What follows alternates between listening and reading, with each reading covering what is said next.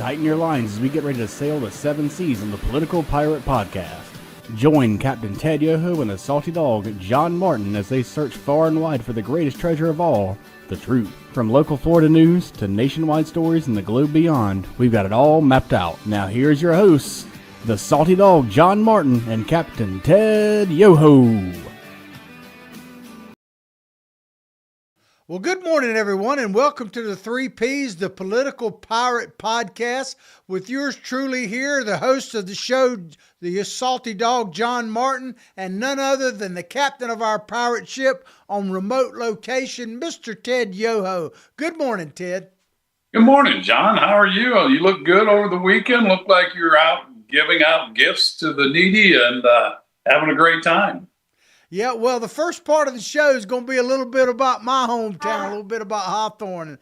And people, like you were asking me how the Christmas Parade Festival was. Well, I hear it was great. And the reason I say that is because kind of like Superman and Clark Kent, how they're never seen in the same room. Right. Well, Santa Claus and Hawthorne and me are never seen together. So people can figure that part out. But, yeah, we have been doing it for, 40 years or more. Hawthorne has an annual Christmas parade and festival, and Santa Claus shows up, rides in the parade, and then actually goes to the local library there and meets the kids and parents and grandparents to have them sit on his knee. And Mrs. Claus is there as well, and tells us what they want for Christmas. And I tell you what, it's always heartwarming. And every time, Ted, that I think I might not want to do it, I might do something different, I think about it and I say, maybe that's the only reason you're still here. You ever think about that kind of, that we all have a purpose, and maybe my purpose is that. And if I turn around and tell the good Lord, I'm kind of done with that, He might say, well, that's fine. We're done with you. But let me you never know what His plans are, what the big guy's plans are. No, it's great you do that. Especially when you look at the little kids, they're coming up, they want to believe in this so long, and it's so important, because it is something that gives them something to look forward to. And it's just a tradition that we've done throughout our history as a nation. But it goes back thousands of years, obviously. And it's good you do that. Yeah, well, I want to tell one. I hope I don't get too emotional telling it, because there's always one or two kids for various reasons that really get you, that really tug at you. Sure. And there was one that was at this one that, all the kids are amazing. Let me just say that flat out. But there was one young man, his name was Noah, or is Noah. And I'm guessing that he's roughly about 3 years old based on, the way his appearance and all. Right. And the little boy, he has some type of birth defect where he can't walk too well. His legs aren't formed quite up. They're not as muscular as they should be, but he can walk.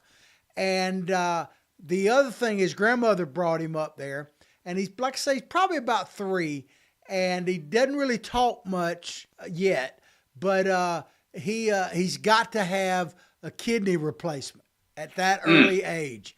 And, so the grandmother was emotional, as you can imagine. But here's the thing that got me. The kid was as happy as he could be. He was happy, right?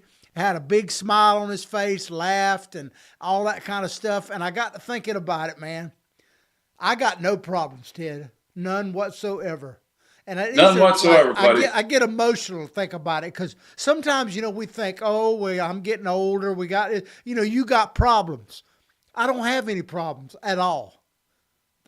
We don't, John, and I can tell you're emotional about that because you care, and that's what you're such a good person about that. But that goes to the essence of what it means to be not just an American, but a Christian. Jesus said that unless you have the innocence of a child, you will not enter the gates of heaven. And you see kids like that, they've got all these things to be really upset for, and woe is me, but they're just excited to be there. And you got to love that spirit of a child. It absolutely is cool.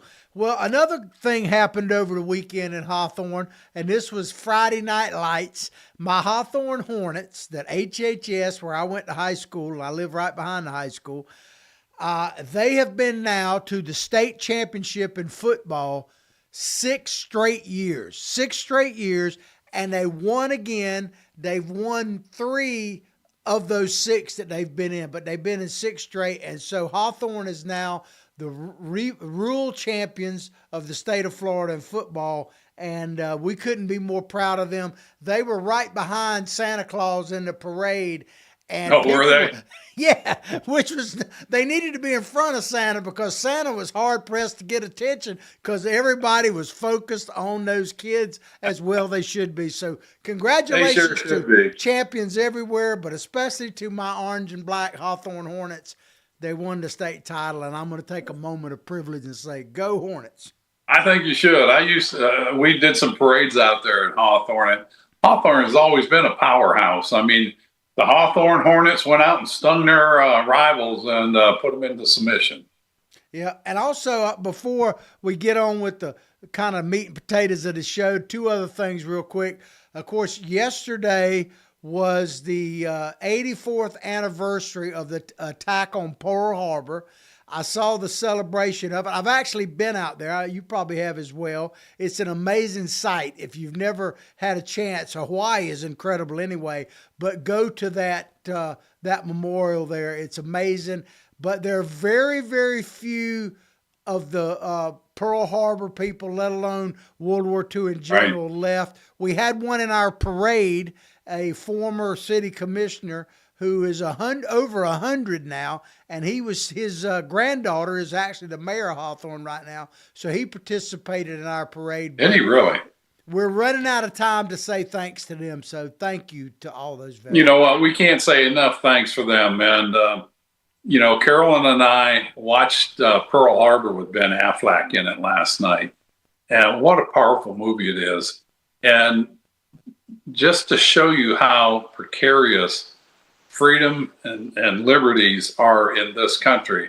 We think we're invincible, but that all took place in about an hour and a half, the actual attack. They planned for weeks, and the U.S. intelligence had gotten information, but they didn't decipher it properly, and they didn't act on it properly. And of course, in that hour and a half attack, it just decimated our Pacific Fleet. And it amazes me how fast Americans came together to recover from that and put the war machine into manufacturing here in the country. Let's hope we never have to go through that again, and the way we don't go through that again as we remember our history. Yeah, well, and I want to thank all the veterans that served then and serve now to keep this country free and strong. Yeah, absolutely. And the thing I remember supposedly shortly after Pearl Harbor, that Admiral Yamamoto, I believe, of Japan, was asked about it, and he said something to the effect of, "I fear we've awakened a sleeping giant," is supposedly attributed to him, and it turns out that was very prophetic. And that was they had that line in the movie last night, and that's very true. And that's the one thing we hope all nations realize, that, the bottom line is don't mess with us. I mean, we will come together as Americans on that day. And, that's what makes our country strong. Well, one last thing, because I'm always reminded after Pearl Harbor, is that my wife sometimes, she says, "Do you remember my birthday?" And I tell her, "Well, of course it came. You were born right after the greatest sneak attack in the history of the country." My wife's birthday is today, Ted. So help me in wishing her a happy birthday to my happy wife. Birthday, Miss Charlene. I'm glad you're doing good, and I hope John took you out to a fitting birthday celebration. That is coming. So now on with the show, ladies and gentlemen, on with the show. So DJT, Ted, Donald J. Trump, is on the road again. He's kind of going like Willie Nelson. He's going to go on the road again, playing whatever, I guess, his music with his friends. He's going to do a tour about affordability, and he starts, I think, tomorrow in I want to say in Pittsburgh. He's got a couple of other events planned. And then in January, he's really going to get the show going, and he's going to basically do a tour of the nation because the Democrats have come out, Ted, and they're pitching the MA movement, Make America Affordable Again, and affordability is under attack. So President Trump is going to go around and explain to people that he's the one that is trying to make America affordable again. What are your thoughts in general on all of that? Well, it's unfortunate. My opinion is no single president can do anything in a short period of time. It's going to take a period of time. You go back to what Biden did when he raised the war on oil. Immediately, gas prices went up, and we're feeling that today. Trump is going in the opposite direction, but it's going to take 2 or 3 years. And the thing people don't talk about, John, is the quantitative easing that we've done starting under Obama, and it's happened so many times, that's taken our dollar and diluted it so much that things are that much more expensive. And everybody blames a president for saying, well, it's your policies that did that. Yes, they do have some effect on it, but it's also the quantitative easing. When you take a dollar and you throw trillions of dollars into the market without backing it with anything, it just lowers the value of that dollar down. And, that probably has as much on the cost of things as anything else, if not more. And it's long term. There's no way to bring that back unless you bring dollars out of the market. And inflation is one of those things that's going to come and go. And the worst inflation I ever experienced was under Jimmy Carter. Would have been in 74, 75, 76, somewhere in there when he was in office. It went up to 22%. Interest was 14%. And Biden was heading in that same direction. Another great Democrat president taking us in that direction. Yeah, and the way they talk about it, I mean, Biden, and we're going to play a clip of him in just a minute, but I remember Janet Yellen, the Treasury Secretary, I believe, under Biden, when she was asked, and I got clips of it, but it just doesn't quite come out right. But the lady was interviewing her, and this was like maybe 2 years into Biden's presidency. Right. I remember that. Yeah, and she says that the moderator of the interview says something to the effect, well, you're going into a grocery, do you go grocery shopping? And Janet Yellen said, yes, I do every day. And she said, man, it's incredible have you noticed how much the prices have gone up in the supermarket? And Janet Yellen said, no, I haven't. It's like, really? But she's the only one in America that didn't. Well, she's also the one that said, inflation, it's just transitory. Yeah. Well, we're still in the transition there, Jan. She never gave an air of confidence as Secretary of Treasury. And she was just somebody put in there. I don't want to say it was DEI, but there was never a strong projection of America with her in office. No offense to elderly white ladies with white hair that are short. But it was not a projection, and her policies were just whatever somebody told her to do is what she did. And, we're seeing the results of that now. Yeah, absolutely. Well, also, and we've talked a little bit about this when it comes to like budget cuts, the way they do math in Washington is, I mean, my aunt was a math teacher, and and my grandmother too, and if I did math like that, they'd have put a switch on me. But it's Common Core, John. It's Common Core math in Washington. Yeah. For instance, most people don't seem to understand this. And even President Trump's administration really doesn't explain it this well. But Biden went up to 9-10% inflation, right? Well, it's come down so that now the inflation rate under President Trump is roughly 3%, right? But people think, okay, that means that prices drop 7%. That is not what it means. Once you get an inflation, if you still have 3%, you have 3% on top of what the prices already were. So it's not like prices dropped, the rate of increase dropped. It's not the actual number. It's the rate of increase. And that's what they'll tout. Oh, I got it under control because we're at 7%. Now we're only 3%. but the rate of increase is slowed down, but it's still increasing. Yeah, and they actually have a term for that. If the prices actually drop as far as the percentage wise go down, and you have actually their prices are lower than they've been before, they call that deflation. And that actually can have bad ramifications too. So you got to have a balance in there. And most economists that I've listened to tell you that a healthy rate of inflation is about 1% to 3%. Somewhere in there keeps the market stable. But I think it's important, to realize that even though President Trump, his administration, whether you give him credit or not, has gotten it down to 3%, it's still on top of the raises that we saw in the Biden administration.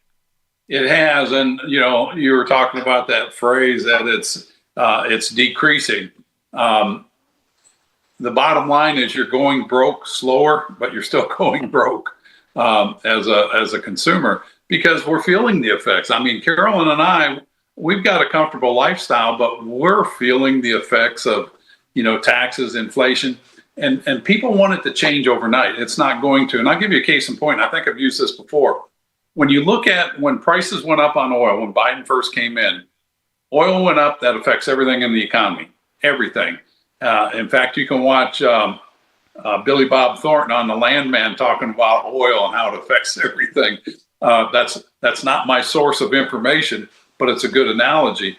So the cost of oil, which goes into diesel tractors, which goes into mowing the hay, cutting the hay, fluffing the hay, picking the hay up, that goes into the cattle feed, goes into the production of corn and grains that go to feed our cattle. That happened under Biden in his first year, in January of his first year. So now here we are. The price of beef for 100-weight calves is $3.50, $3.65 a 100-weight. That means $3.65 a pound. So those calves went to market this last late fall, September, October. So they're going to the market. They'll go to the feedlots, and in about a year and a half, they're going to be on the shelves. So it's the highest price our ranchers have ever gotten for their calves. The price to the consumer will be another year and a half. And when they go to the market, when you're looking at a steak or ground chuck or whatever you're buying, it'll be probably close to double what we're paying today. And so Trump can come in and cut all that, but things are already in process and people have to recoup, their expenses. If not, they go out of business. And we're already losing farmers. We're losing ranchers over 400 a day, according to, the stats that I get. Yeah, well, I'm glad that President Trump is going to do this, and I'm hoping that he will not fall into the trap, if you want to call it that the Democrats really, I think, fell into, and it hurts them, where they deny what's happening. In other words, there's the reality of what's happening, and there's the thought for certain people about what's happening. And it's important to understand the difference because, if for instance, I'll just use temperature. Someone can say, okay, it's cold in here. Or someone can say it's hot in here. The temperature is whatever you feel like it is. In other words, if you feel cold, it doesn't matter how I feel. It's cold, right? Well, it's the same thing. The Democrats were basically saying, oh, there's really no inflation, there's no problem, that kind of thing. But people didn't feel that way leading into the election. Whether it was factual or not, it really doesn't matter. And so I think if President Trump needs to get out there, yes, talk about what he's doing, what the big, beautiful bill is going to do, all that stuff. But it can't get into the trap, Ted, in my opinion, of saying, well, things are not going up and that kind of thing. Because if people feel like the economy is not good for them, I'll say this and I'll turn it back to you. It's kind of like the difference between a recession and a depression. A recession is when your neighbor loses his job. A depression is when you lose your job.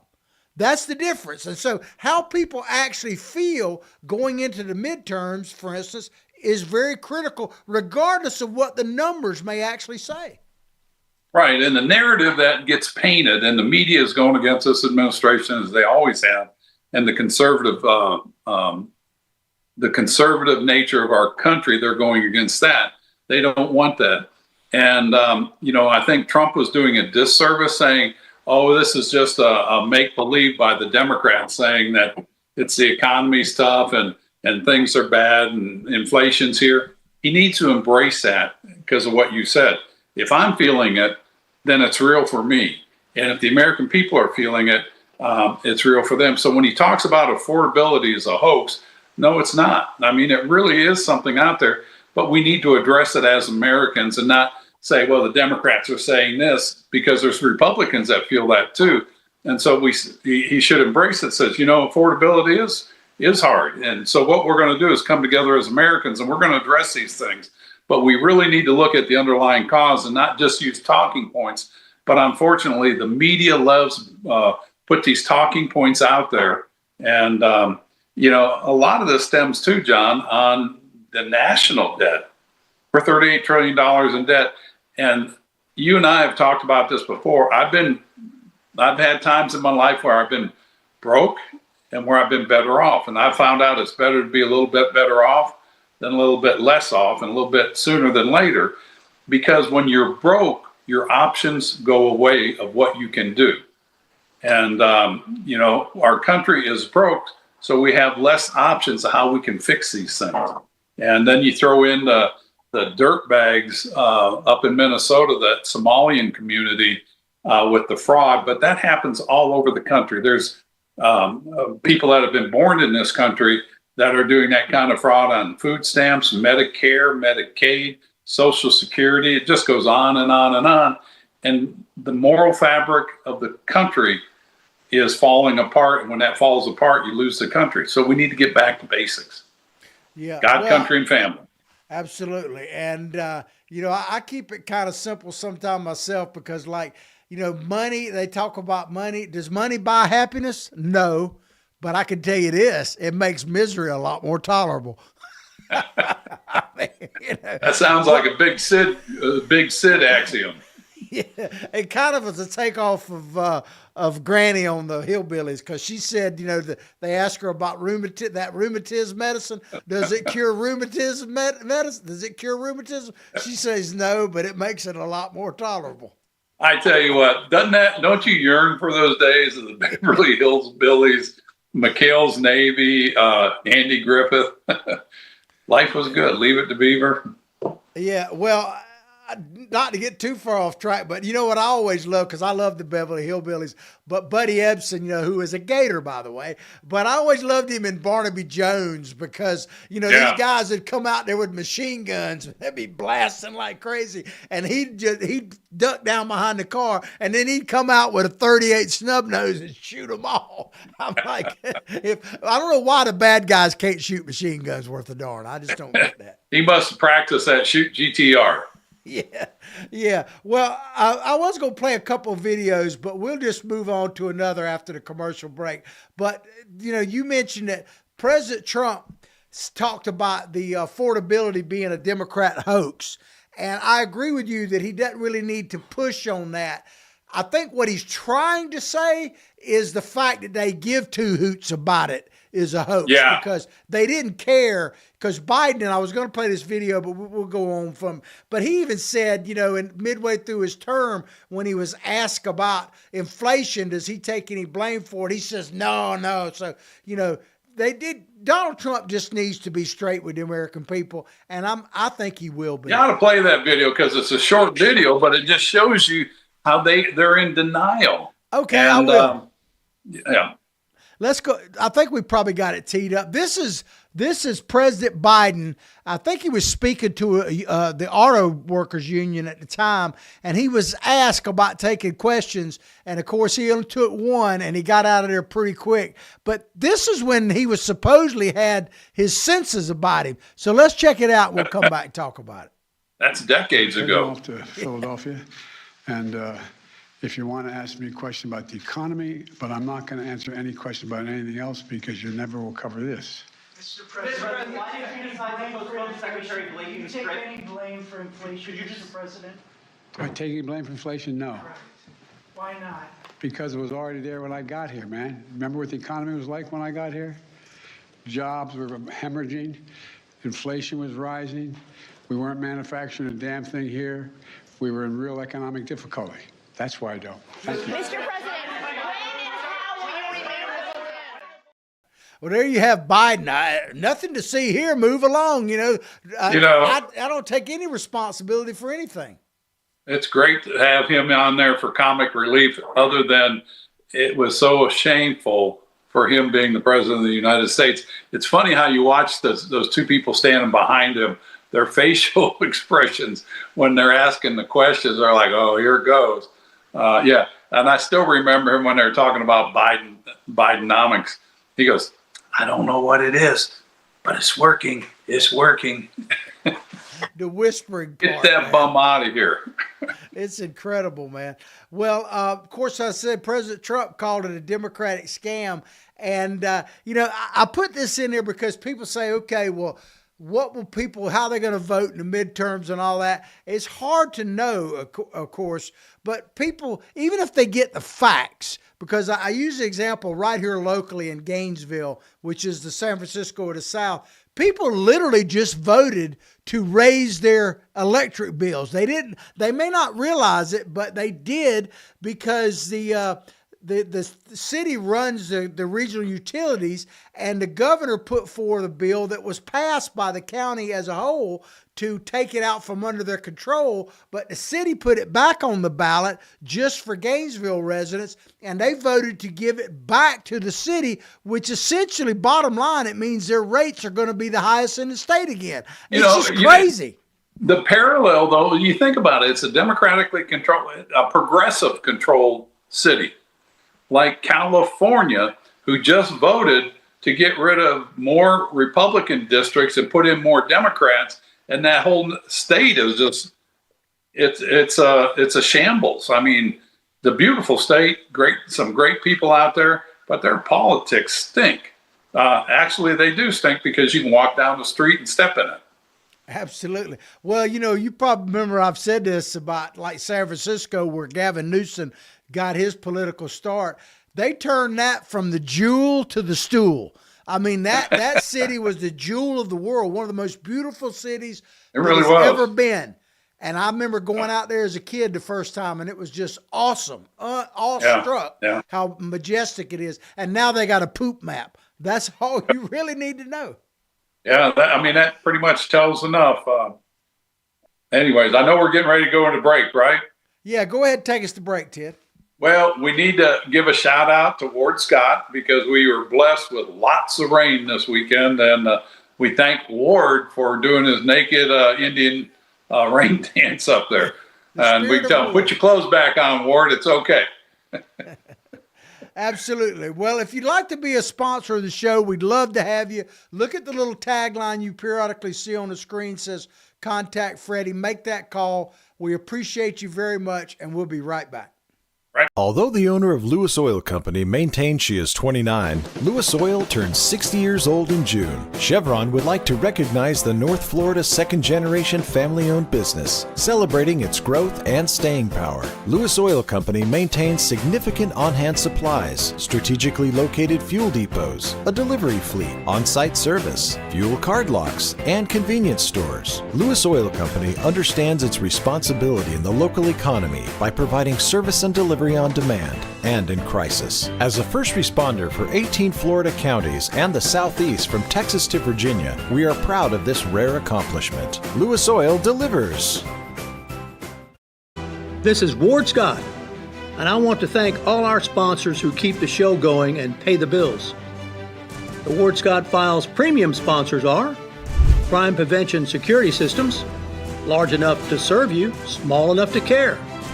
Meldon Law, the only official injury partner of the Florida Gators. The Ward Scott Files Gold sponsors are Lewis Oil Company, Shoot GTR, On the Spot Dry Cleaners, R&R Construction, and Style Cuts. If you are interested in promoting your business on the show, you can visit our website, www.wardscottfiles.com, and click on the Advertise Here banner on the right side of the page, or call my friend Freddie at 352-284-3733. Again, thank you to all the great businesses that support the Ward Scott Files. And remember, if you like the show, thank our sponsors and support the businesses that support us. What you just said is one of the most insanely idiotic things I have ever heard. Everyone in this room is now dumber for having listened to it. May God have mercy on your soul. Ward, that very much surprises me that you've never been tased. You can't handle the truth! All bees poop. A warthog. He's going to come up the steps. Here he comes. Oh my goodness, and he's huge. Hello, boy. Wonder if we can pet him. Hi, boy. Can we touch him? No, don't. Help me! Help! Help!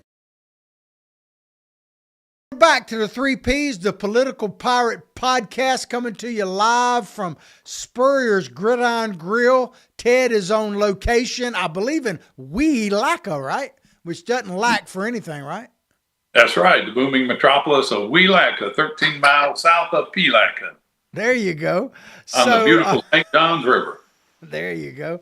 Well, we, off and on, Ted, we have talked about the Ukraine war, the Russia, all of that kind of stuff. And the reason we don't talk about it daily is because it doesn't really seem to be going anywhere. And so I wanted to bring it back up because, I don't see peace right now there. I just wonder, let me just read this headline to you and then we'll talk about it. So this is from the AP. Russian missile and drone attacks overnight into Sunday killed at least one person in Ukraine after U.S. and Ukrainian officials wrapped up a third day of talks aimed at ending the war. So there were talks going on in Florida with Ukraine. There are talks going on with Russia in various places, but it really doesn't seem to me like we're any closer to peace today than we were yesterday, and who knows about tomorrow.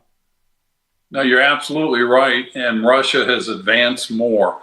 Russia wants to take over that Donbass area, which is their coal-producing area.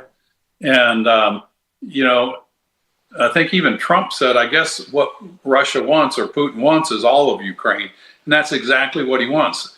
Keep in mind what Putin's trying to do, and keep in mind what Xi Jinping is trying to do.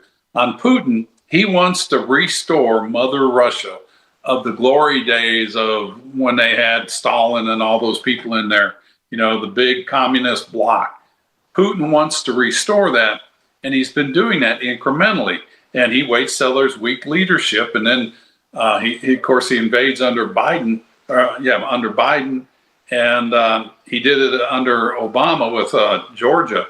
And when Trump came in there, it kind of backed off a little bit. But then Trump had several missteps. And I blame him 100% for his missteps, saying, number one, we're going to end the war in Ukraine day one. Well, you can talk bluster and blow your own horn, but if you can't back it up, it's just a bunch of rhetoric or BS, whatever you want to call it. And then to berate Zelensky in the White House on the world stage, saying that you started this war, you should be ashamed of yourself. You're not a legitimate president. So he takes any credibility away instead of working with him. And I've said this all along. We should not be the only ones selling weapons to Ukraine in the beginning. It was mainly the United States, billions and billions of dollars. And we should have had that coalition and used NATO for what it was created for, that it hasn't been using. Hasn't been really used in this capacity because we haven't had a need. That NATO bloc should have stood up against Putin and put some red lines down. And people don't like red lines, but I think it's a line of clarity. If you do this, this is the response. And I think it's clarity that they need and they don't have. And these talks, Trump came out with a 26-plan peace proposal, but it was terrible for Ukraine. I've read it, and Zelensky says he hasn't read it, which I doubt. But it just shows that it's in favor of Putin, which if you're favoring Putin, that upsets the European Union because you're like, well, they're looking at America's leadership, but if they're siding with Putin, who is really a threat to the European Union because they border them, this is a scary thing. And this is where foreign policy, I feel the Foreign Affairs Committee is the most important committee on the Hill. I'm jaded on that because it's your foreign policies that set economic policies. Their economic policies build on that. Trade policies build on that. And if you don't get it right, you get chaos. And I think there's chaos over there right now. With the weapons or the drone strikes and the missiles, I think I read there was like 1,600 drone strikes and 90 missiles launched in there. And you said there was only one person killed, which to me is amazing, or they're just terrible shots. Yeah, I think part of that is they're going after infrastructure more so than civilian targets. But we talked a little bit about Pearl Harbor earlier in the show because that was commemorative yesterday. And I think what we have proven for sure is that sooner or later, if there's war in Europe, especially Europe, the United States is going to be involved in it. That, I think, is just the way it is. That's a given. It is a given.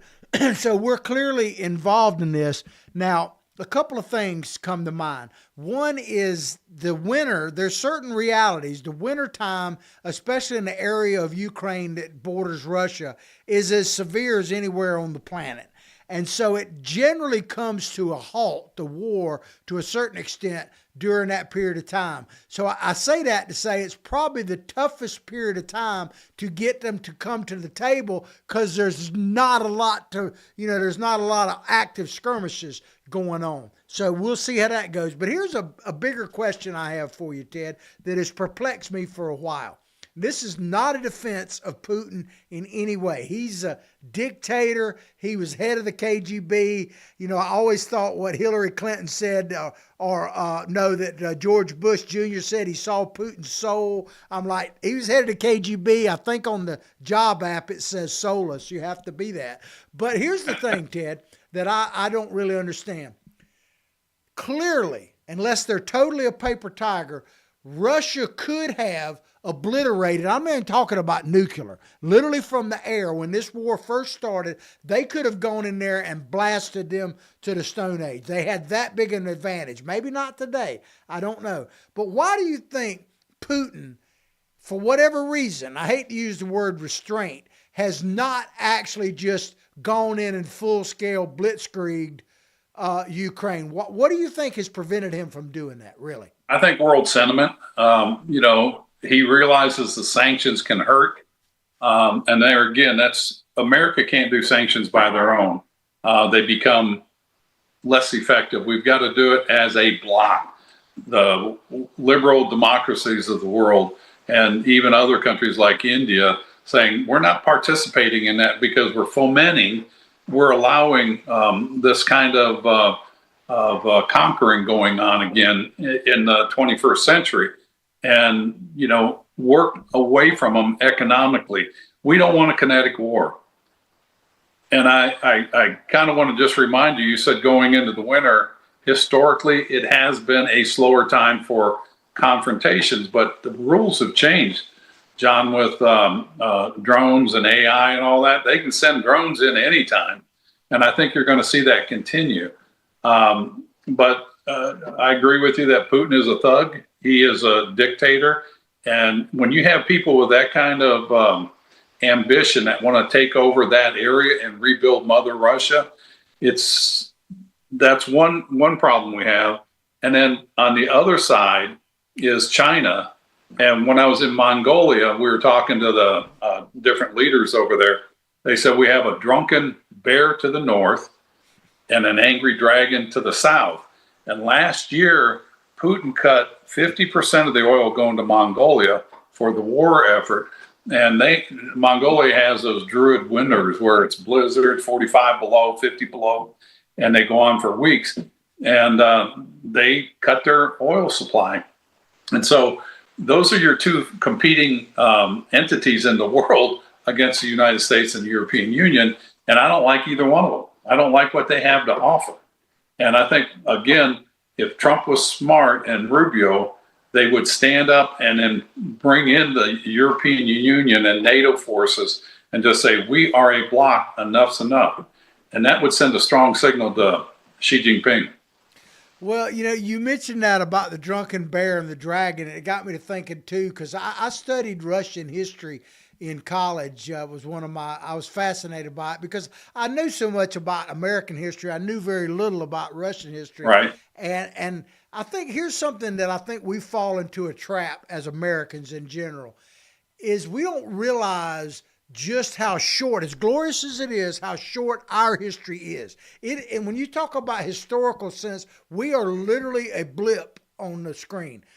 The Russians have well over 1,000 years of major history. In other words, in some ways, a continuous empire for 1,000 years. There's been changes. Sure. And don't even start me on the Chinese, because, to think of this, they don't think about, what are we going to do for the next 10 years? They literally on a 1,000-year plan. They really are. Just to give you an example, I know this is not totally related, but I think they've got some archaeological sites in China, pyramids and stuff that are thousands of years old that they haven't even investigated in, because basically when they're asked about it, they literally say, well, we'll get to it eventually. You know what I mean? Because their plan is such that, we live literally on 4-year terms with a presidency. They don't look at things like that. Ping, he doesn't look at the fact, he's going to only be there a short period of time. He looks at China as for the next millennial. And to a certain extent, Putin and those guys do that too. And I don't think we really grasp that. Even our political leaders don't really grasp that. No, they really don't. They don't understand that. I spent a lot of time up there, and we talk a lot about China policies. That was kind of my wheelhouse on foreign affairs, with their cornering of the market of rare earth minerals and pharmaceuticals, vitamins and minerals that go into our agricultural feed, our farm seeds. They control 30% of the seeds for our crops. They looked long term, and it goes back to Mao Zedong in the 1920s and 40s when he laid out he was a communist leader. They laid out the 100-year plan. They call it the 100-year marathon. Michael Pillsbury wrote a book called the 100-year marathon, and it maps out where they are, and they are exactly where they're probably ahead of what they had anticipated.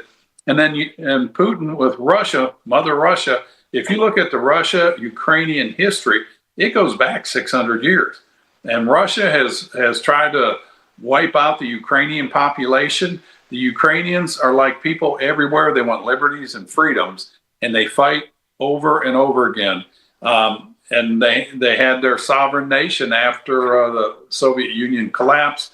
And here Putin's going back, repeating history. Like you said, they've been around for hundreds of years, if not close to 1,000 years.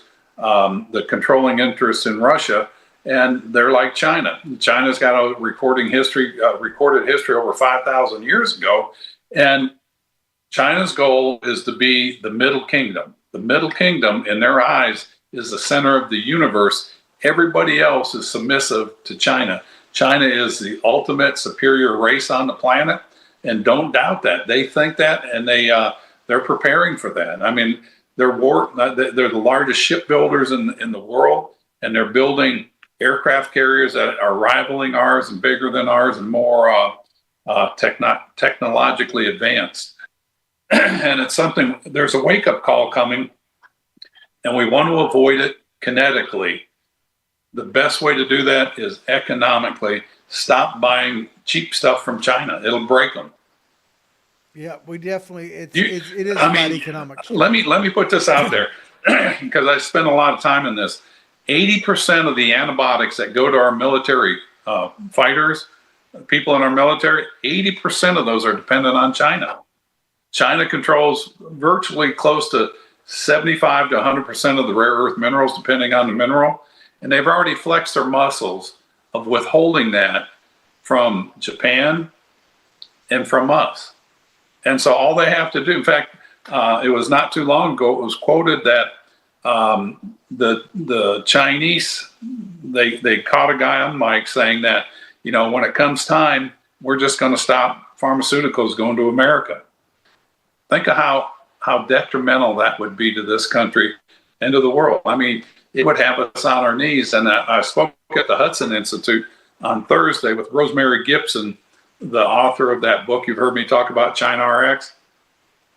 And I said, one has to wonder, when Marco Rubio said there was 270,000 Chinese students here and we're going to revoke their visas.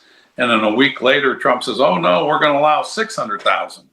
I wonder what the backroom discussions were with Xi Jinping and Donald Trump saying, go ahead and remove those students. We're going to remove your pharmaceuticals or your rare earth minerals. This is where foreign policy is really so important in the security of a nation and the future of a generation or generations to come. And you're right, we look 4 years down the road, or even in Congress, it's a 2-year cycle. They look 2 years down the road, and John Boehner, his long-term vision for Congress was 9 months, and that was because you had to fund the government in September, starting in January. We should be looking 50 years down the road and project where we want America to be. And if until we do that, we're going to have these silly fights in Congress. The debt's going to go up, and we're going to be like a inebriated driver on the road going all over, crisscrossing, because we have no long-term vision. Well, and what I'm about to say is probably not fair to him, because it kind of, in a way, contradicts what we're saying, because I agree we need longer-term plans. But I've always told people, when you know a president is lying? When they tell you they have a 10-year plan. They're not going to be there in 10 years. Anytime a president tells you, I got a 10-year plan, they're full of crap, because I wish they weren't. But you see what I'm saying? But they can set the vision and the dream of that. And case in point is John Kennedy in the 60s said, before the end of the decade, we're going to send a man to the moon and return him home. America embraced that vision and dream, and we did it. We didn't have the computers we have today. We had slide rules, protractors, and compasses, but we did it because we believed we could do it. And you've heard me talk about the JCPOA, which is the Iranian nuclear deal, and the Paris Climate Accord. Biden puts it, or Obama puts us in, Trump takes us out, Biden puts us back, Trump takes us out. Those are short-term skirmishes on ideology. And if we've had a plan, say, just on energy, America should have a 50-year strategy of energy security for America. And it should be codified by Congress. Say, our goal is to have America energy secure 50 years into the future. It takes that whim of, I want to go green like Biden and Obama, and it takes Trump saying, we're not going to do any green energy. I think that's foolish. I think you should take all of the above and use what's most available and most feasible, instead of just saying, no, we're not doing this, and then next administration this. So I understand what you're saying. If they tell you they're going to do this 10 years out, they are lying. But if we have the vision and say 100-year plan like Mao Zedong did, and just say, this is what America stands for, I think we could get rid of a lot of that back and forth nonsense that we have that costs us all money and makes us less safe. Yeah, well, that's probably more than you wanted. No, that's good. I mean, I agree with you 100%, because it kind of reminds me, I think I've said this before, but it's one of my big Sid-isms, my dad. Oh, my goodness. He always used to say, anybody can take people where they want to go. Right. He said a true leader takes you where you need to be. And that's what we've lacked in this country for a while. I think Donald Trump falls into that, by the way, but that's just my opinion. No, he's done a great job. I mean, you look at where we were. If nothing else, just a Supreme Court readjustment from that liberal progressive mindset of the Supreme Court and the borders. I mean, we can go on and on with all the accomplishments, but I think there's better things we can do long-term for America.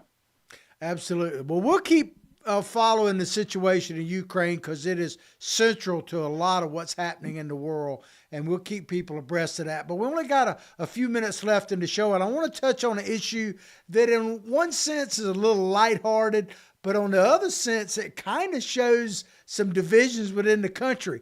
There's a guy in Idaho that he put out a post a while back, a saloon owner, that if you help ICE pick up illegal immigrants and criminal immigrants, he will give you a free beer. And the guy's actually gotten death threats behind this. Let me read you this real quick. The Idaho saloon owner who has promised free beer to citizens willing to help U.S. Immigration and Customs Enforcement, ICE, said that he has been getting death threats. Bar owner Mark Fitzpatrick posted last week, he put an alert. Anyone who helps ICE identify and ultimately deport illegals from Idaho gets free beer for 1 month at Old State Saloon. So, I mean, what are your thoughts in general on that? But the fact he's getting death threats because he's said that, it's amazing. Number one, I'm going to move to Idaho to get free beer for a month. But that just shows you the political state of affairs in America. Those death threats, you've got to take them seriously, obviously, but that shows you the disdain for people in this country. John, you and I grew up in an era, we never had that kind of garbage. Number one, we had the Mario boat lift in the 70s and 80s. And, what that led to was all the Cubans coming in, and there were, hundreds of thousands, if not millions of them, but they assimilated into America. What's going on today, it's not assimilation, it's an invasion. And the whole attitude of America has switched, and it's become political. If somebody says something like this, I'll give you free beer for anybody that turns in these people, they gets death threats. We're getting closer and closer to Ray Dalio's prediction of the Civil War. And, God help us. Yeah, absolutely. Well, let me just tell you this kind of broke this past week, going back since January 20th, when President Trump took office in New York City. A staggering 6,947 illegal aliens with active ICE detainers, in other words, they were in the custody of New York City, were released back into New York, and their rap sheets including, there's at least 29 of them that had convictions for homicide, Ted. And there were thousands of assaults, hundreds of burglaries. These are criminals, not just illegals. And the city of New York released them, almost 7,000 just in the last 6-7 months. Well, we're seeing this all over the country. You just saw the murder attempt down there in the Carolinas over the weekend from the guy that had been deported twice, and he's back in the country. I think this is something I was thinking about. You know how they've taken away the protection of police officers if they do something illegally. They're not protected by qualified immunity, I think they call it. Yeah, qualified immunity. I think we need to do this with judges and or DAs. If they release somebody out of jail with no bail and just say, turn them back on the streets, or these ICE retainers, and they don't enforce those, and the judges, when they get in front of the judges let them go. I think there ought to be qualified immunity bans on those people, that they suffer the consequences of those decisions, because there's a lot of dead Americans today, families that have lost loved ones because of a judge or a DA that decided not to prosecute, or a judge that turned them loose.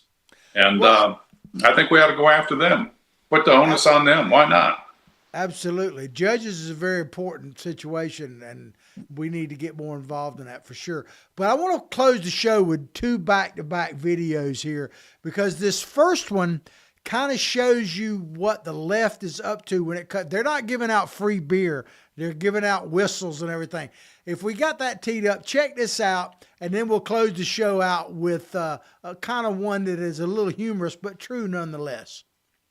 Actively going on regarding ICE, and then 3 short whistles is to alert that possibly they're in the area and to be aware. Outside of Chappelle School on Foster Avenue on Chicago's North Side, parents and teachers are here doing safe passage work just in case anyone from ICE shows up.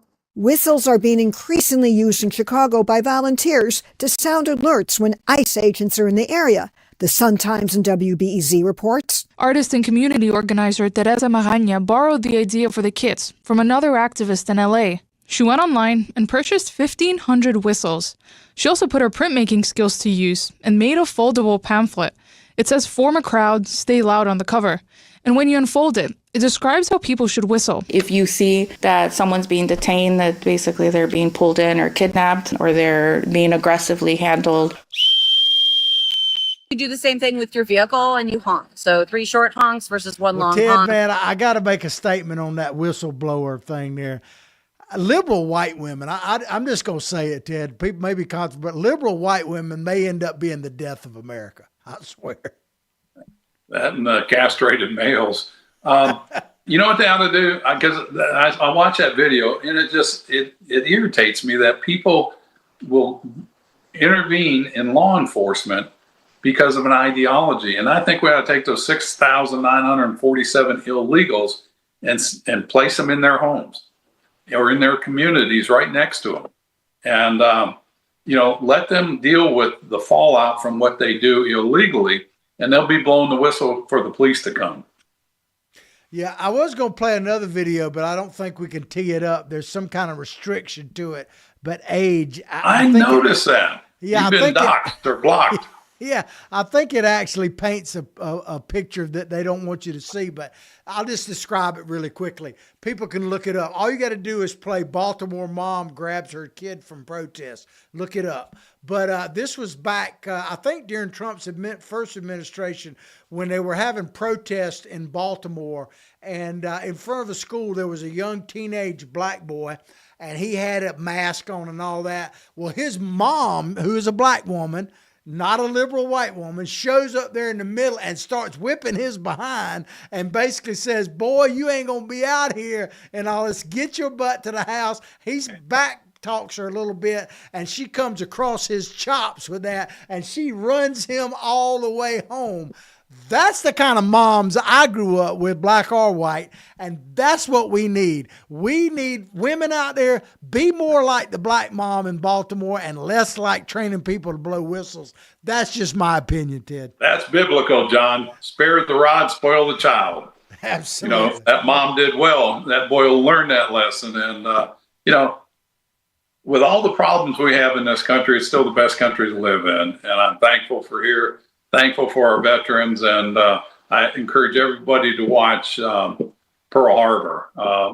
Just a great reminder of what can happen in this nation and the brave men and women that brought that situation down to as few casualties as they could have.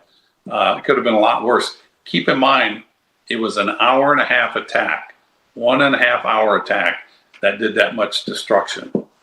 Absolutely.